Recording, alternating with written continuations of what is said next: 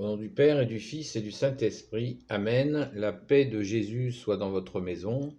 Salut les amis, j'espère que vous allez bien. Et puis salut à tous si vous n'êtes pas des amis. Peut-être allons-nous le devenir. De toute façon, nous prions pour vous aussi. Nous prions pour ceux qui regardent ces vidéos. Donc, bienvenue. Alors, aujourd'hui, je réponds à la question justement d'une amie de Sainte-Marie-Madeleine qui m'a posé la question suivante. À propos du symbole des apôtres, vous savez qu'il y a deux credos, le symbole de Nicée, qui est donc de 325, plus un complément en 385, qui est le credo le plus complet, il est magnifique, et je vous invite d'ailleurs régulièrement à le dire, et j'en profite pour vous le rappeler. Normalement, on ne le dit, enfin la tradition le dit surtout le dimanche, mais nous pouvons le dire tous les jours, c'est pas un problème. Et le credo, pour ceux qui ne savent pas ce que c'est, le credo, eh bien c'est notre déclaration de foi. Voilà, c'est une synthèse de la foi catholique que nous disons. Voilà, disons le credo. Et il y a un deuxième credo qui est le symbole des apôtres. Alors le credo de Nicée de 325, il est tout à fait limpide, au sens où il est compréhensible, voilà, il est tout à fait compréhensible, et j'ai déjà largement abordé le thème du credo de Nicée dans d'autres vidéos. Si ça vous intéresse, eh bien, vous le trouverez facilement. Le deuxième credo, symbole de Nicée, est-ce qu'on peut le dater ? C'est un petit peu problématique. Alors que le credo de Nicée, on peut parfaitement le dater, puisqu'il y avait... ça a rassemblé... je ne me rappelle plus exactement, il faudrait que je retrouve mes notes, 600... Attendez.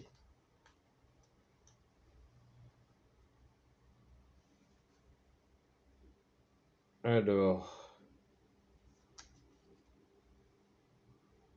325 évêques.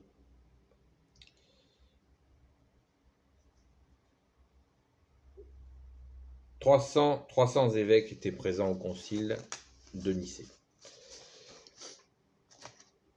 Et il a été approuvé par 298 évêques. Vous voyez, donc on a des informations hyper précises sur le concile de Nice, le credo de Nicée. Ce qui est un peu moins le cas pour le symbole des apôtres. Voilà.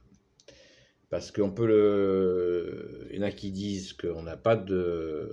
Nous n'avons pas de date. Certains disent il aurait été fait à partir de notes des apôtres. Vous savez que les apôtres ont écrit entre l'an 65 et quasiment l'an 100, le dernier évangile de Saint Jean.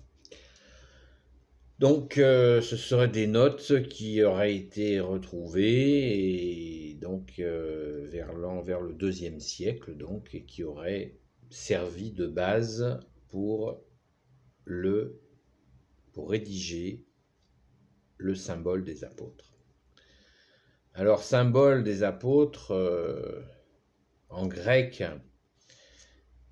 là, ça devient assez compliqué, mais déjà, je vais vous le rappeler. Au nom du Père, du Fils et du Saint-Esprit. Amen. C'est un credo, donc c'est une déclaration à laquelle j'adhère tout à fait, en tant que catholique. Vous le connaissez certainement. Hein.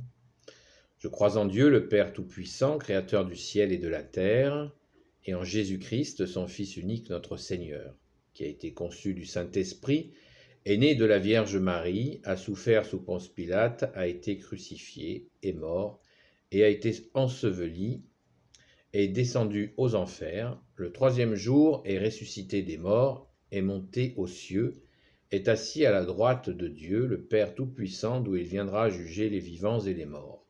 Je crois en l'Esprit Saint, à la Sainte Église catholique, à la communion des saints, à la rémission des péchés, à la résurrection de la chair, à la vie éternelle. Amen. Alléluia. Donc, ça, c'est le symbole des apôtres. Voilà. Vous le savez, mais il y a des gens qui peuvent passer par là et qui ne le savent pas. Voilà. Donc, moi, ma préférence va au Credo de Nicée, qui est beaucoup plus long. Donc, notre amie, qu'est-ce qu'elle n'a pas compris?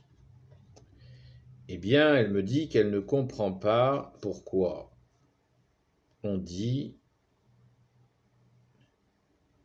que Jésus donc, est mort. On dit que Jésus est né de la Vierge Marie, donc il n'y a pas de souci, tout va bien. A souffert sous Ponce Pilate, a été crucifié, c'est une réalité que contestent certains, hein, mais pas les catholiques, je veux dire. Hein. Est mort et a été enseveli et descendu aux enfers. Le troisième jour est ressuscité des morts. Donc, ce qu'elle ne comprenait pas, cette amie, c'est est descendu aux enfers. Comment Jésus, qui est Dieu, a pu descendre aux enfers? Voilà. C'est ce qu'il a, cette incompréhension qu'elle avait. Et c'est très intéressant comme question, parce que je suis sûr qu'il y a la plupart des gens, même qui le disent, ne comprennent pas ce que cela veut dire. Hein.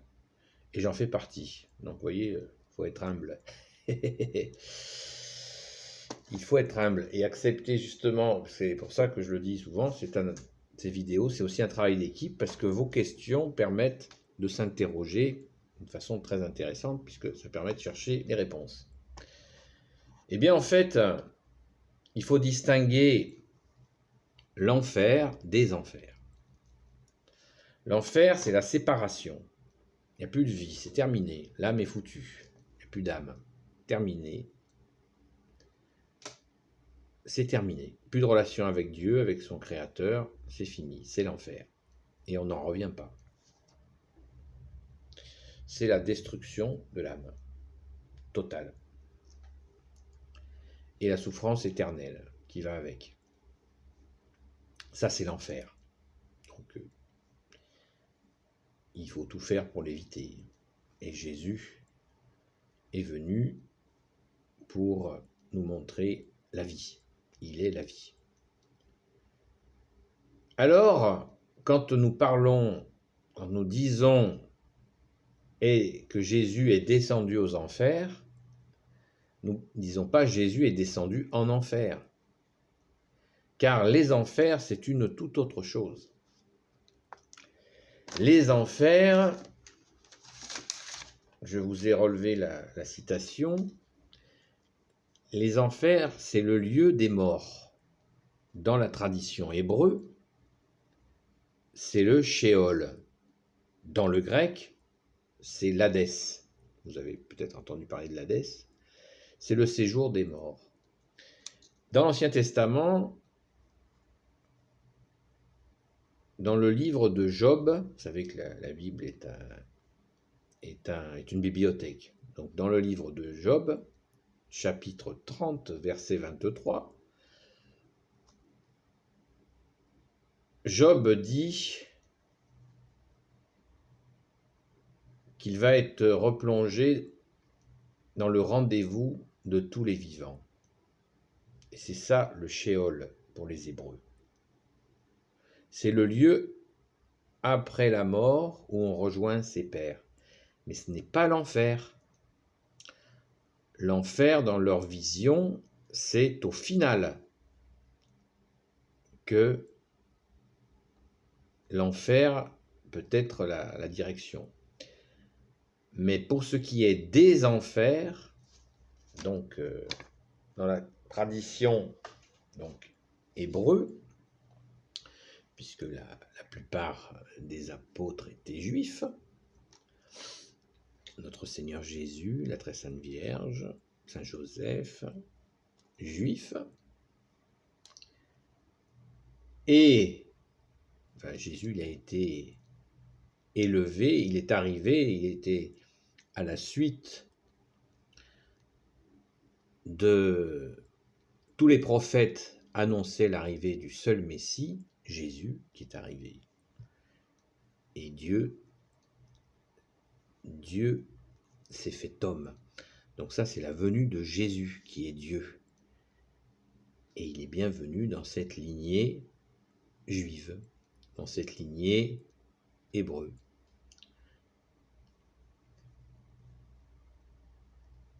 Les vivants,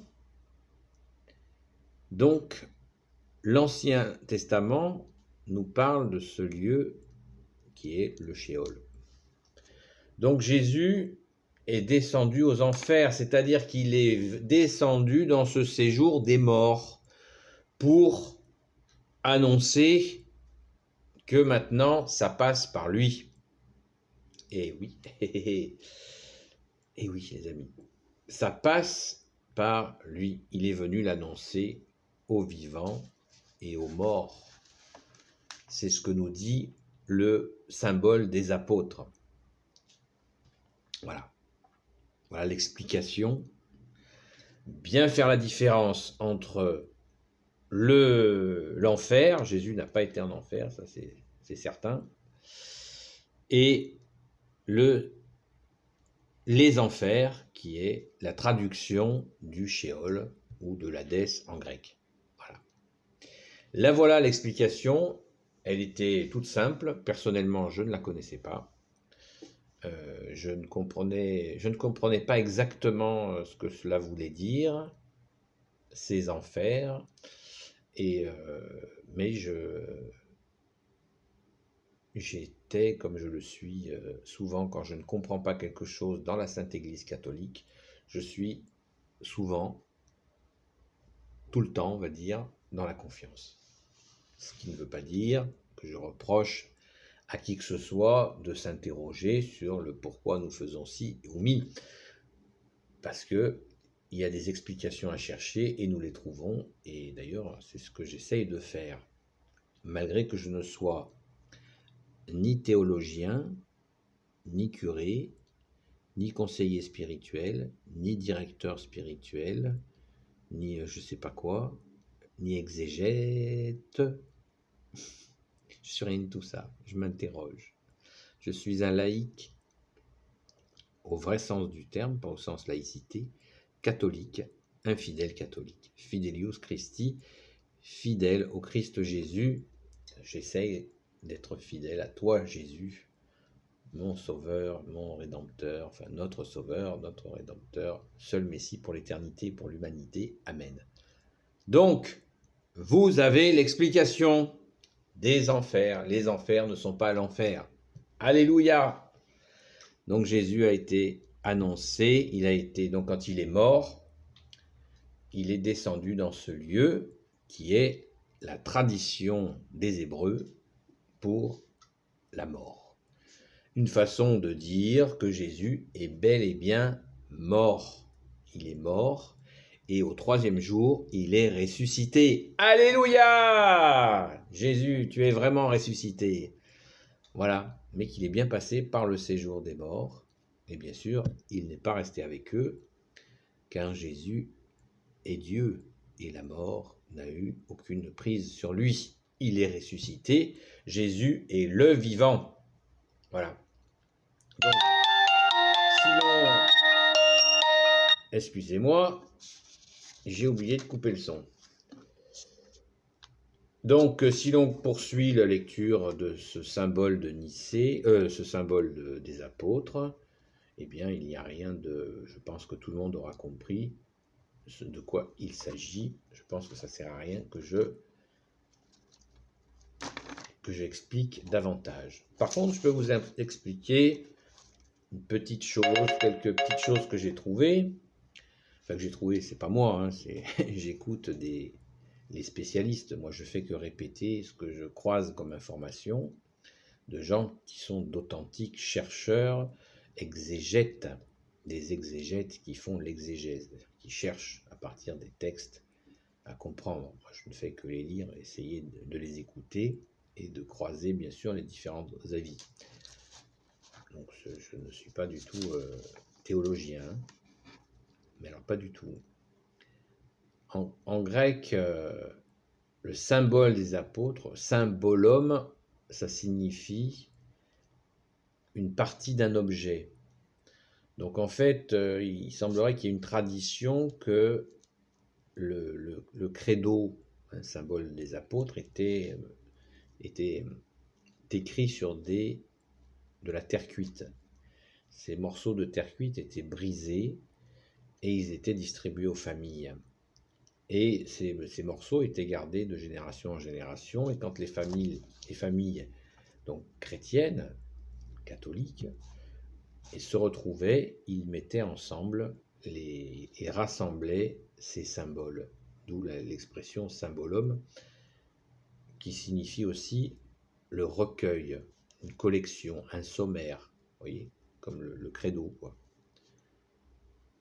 Donc cette rédaction sur ces terres cuites qui étaient brisées était en fait après, il faisait un assemblage pour ce qui permettait d'avoir le symbole des apôtres en entier, et les familles en étaient dépositaires de la foi, puisque le credo, le principe du credo, c'est de dire notre foi, d'expliquer, de faire une synthèse de notre foi. C'est ce qui est magnifique dans le credo.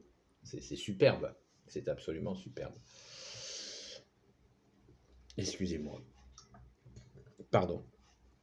Voilà les amis, donc j'espère que vous y voyez un petit peu plus clair sur le symbole des apôtres. Remercions chaleureusement notre amie de Sainte-Marie-Madeleine qui nous a permis de faire peut-être un petit pas de compréhension de plus, et ce qui tente à démontrer ce que je vous demande sans cesse. Eh bien, n'hésitez pas à poser des questions. Et puis si vous avez des ajouts à faire ou des trouvailles à faire pour compléter ce que j'ai dit ou me montrer que je me suis trompé, je suis absolument ouvert, bien sûr, à la critique dès l'instant où elle est respectueuse et bien sûr argumentée. Alléluia, merci Jésus. Donc j'ai oublié de vous dire que je ne suis pas enseignant non plus, car nous n'avons qu'un seul enseignant, c'est toi bien-aimé Jésus. Amen. C'est Jésus qui l'a dit, hein. C'est la parole de Jésus, parole de Dieu. Vous n'avez qu'un seul enseignant, c'est Jésus le Christ Jésus, comme l'a très bien dit saint Paul. Béni soit le Père, le Fils et le Saint-Esprit. Amen. Ô Jésus, toi qui peux tout et qui portes tout, toi le Sauveur, toi l'Emmanuel, toi le seul Messie pour l'éternité et l'humanité entière. Je te confie toutes celles et ceux qui regarderont cette vidéo, ainsi que leurs proches, selon ta sainte volonté. Sainte Marie, Reine des cieux, toi l'Immaculée Conception, toi qui écrases le serpent, toi qui es la lune sous tes pas, toi notre Mère, Notre-Dame, toi la Mère des mères. Saint Joseph, toi le juste et le saint, toi le sage, toi la terreur des démons, toi le saint gardien de la Sainte Église catholique. Sainte Marie-Madeleine, notre chère sainte patronne, et vous tous les saints et saintes amis de Jésus, Saint Michel Archange qui est comme Dieu, Saint Gabriel Archange, Saint Raphaël Archange et tes anges guérisseurs, et vous tous les anges qui servez Jésus, je vous confie toutes celles et ceux qui regarderont cette vidéo, ainsi que leurs proches, selon la sainte volonté de Jésus. Amen. Voilà, donc je vous souhaite une bonne compréhension. Donc sentez-vous tout à fait à l'aise quand vous dites le credo symbole des apôtres ou le credo de Nicée. Je vous invite à dire très souvent le credo symbole de Nicée, il est super complet. Il est très très complet. Et puis il est issu de 2 conciles dont on a parfaitement les traces. Toutes vraiment les débuts de l'Église, c'est magnifique. De là, l'Église catholique, universelle. Alléluia, merci Jésus. Le credo de Nicée, c'est un pur bonheur. je vous invite à le dire régulièrement. La paix de Jésus soit dans votre maison. À bientôt les amis.